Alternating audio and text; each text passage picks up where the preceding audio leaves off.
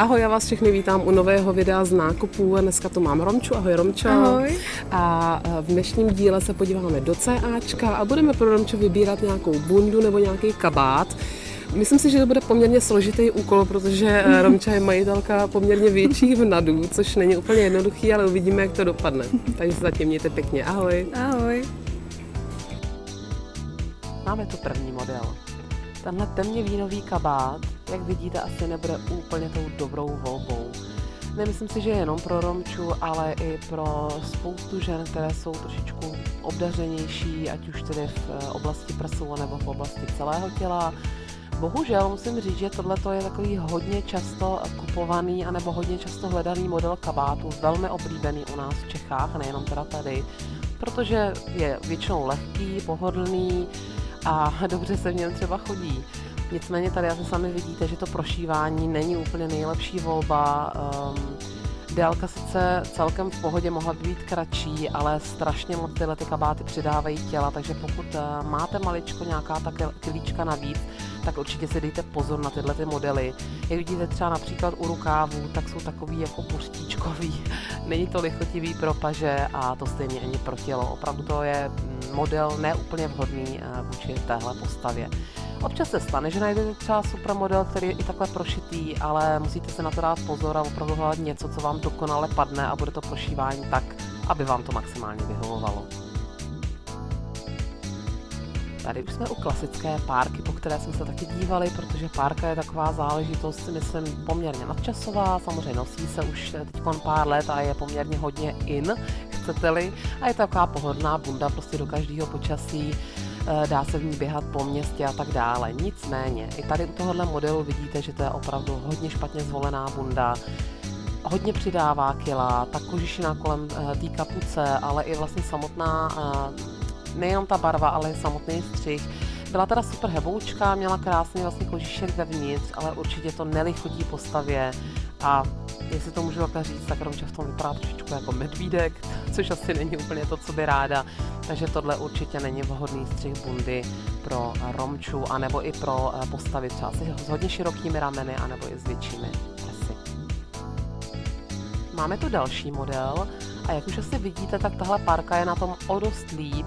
Ten model, musím říct, že vypadá poměrně dobře, je celkem hezky šitá, takže i zúží opticky trošku postavu, má zajímavý zapínání, hezky řešený kapsy, není tu ta kožišinka kolem té kapuce, ne, že bych ji zavrhovala, ale přece jenom někdy musím říct, že hodně přidává na objemu v té horní polovině těla, takže na to si dávejte třeba pozor.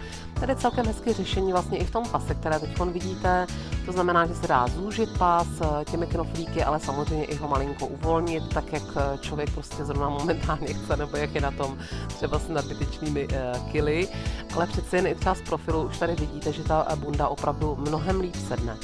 Co se týká barvy, nemyslím si, že to je úplně optimální barva pro Romču, nicméně je to barva prostě taková neutrální, praktická, pokud někde pobíháte po městě nebo prostě jdete, já nevím, na vycházku a tak dál, tak samozřejmě proč ne, dá se určitě použít. Takže tohle to je taková ta lepší varianta párky a určitě pokud bych se měla klonit k některý, tak by to byla, myslím si, že tahle. A nakonec i Romča se v ní cítila velmi dobře.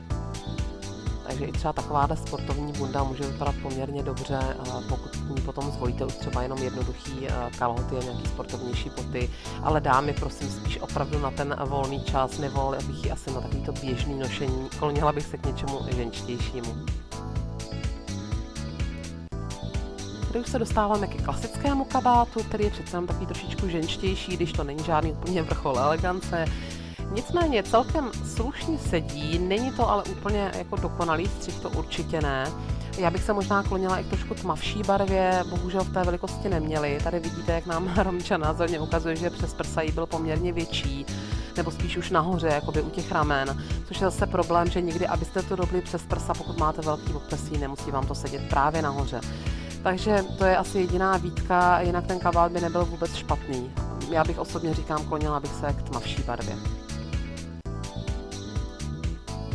Máme tu další takový úplně klasický kabát v černé barvě, který vlastně je zajímavý jenom tím zapínáním, jinak je to úplně takový klasický kabát, který ale není vypasovaný, spíš je takový maličko, jako dá se říct, áčkového střihu nebo rovnějšího střihu. Tady bohužel ten by Romče seděl skvěle, ale bohužel, jak vidíte, má úplně strašně moc dlouhý rukávy, takže je to prostě pro vyšší postavy, což zase můžou třeba kvitovat ti, kteří mají prostě trošku delší ruce nebo jsou vyšší. Na nás je to tady opravdu hodně dlouhý rukáv, chtělo by to ubrat pár centimetrů. Jinak by ten střih vůbec nebyl špatný a řekla bych, že to byl takový jeden z našich favoritů pro Romčů až na ty rukávy, ale jinak fajn. No a máme tu jasného výherce, tohle je klasický černý kabát v kratším střihu, to znamená do půly bez stehen, je na zip a zajímavý je především tím, že má vlastně takové koženkové prošívané rukávy, jinak je to klasický flaušák, skvěle zvolený výstřih klasického zase střihu. Na ten límec se dá přidělat ještě kožešina, ale je poměrně hodně hutná. Pozor dámy, pokud máte hodně velká prsa anebo i hodně velká ramena, dávejte se na to pozor, ta kožešina by vám opravdu hodně mohla přidat kila. Takže i když třeba si nevíte rady a nemůžete najít něco klasičtějšího, šahněte klidně po něčem podobným. Tenhle ten model si myslím, že skvěle sedí Romče a je takový hodně univerzální, dá se nosit ke všemu. No a Romča se ho odnesla i domů, takže za nás úplně jasný vítěz. Tak z dnešního dílu je to všechno. Vidíte, že jsme celkem i našli. Samozřejmě, pokud je nabídka pestřejší, dá se najít mnohem líp, ale na to, že to bylo poměrně hodně složitý, tak myslím, že jsme pořídili dobře. Romčo, já moc děkuji, že jsi tu byla se mnou. Taky děkuji. Těšilo mě, bylo to fajn. A těšte se zase někdy u dalšího dílu, zase třeba při jiných nákupech. Pa? Ahoj.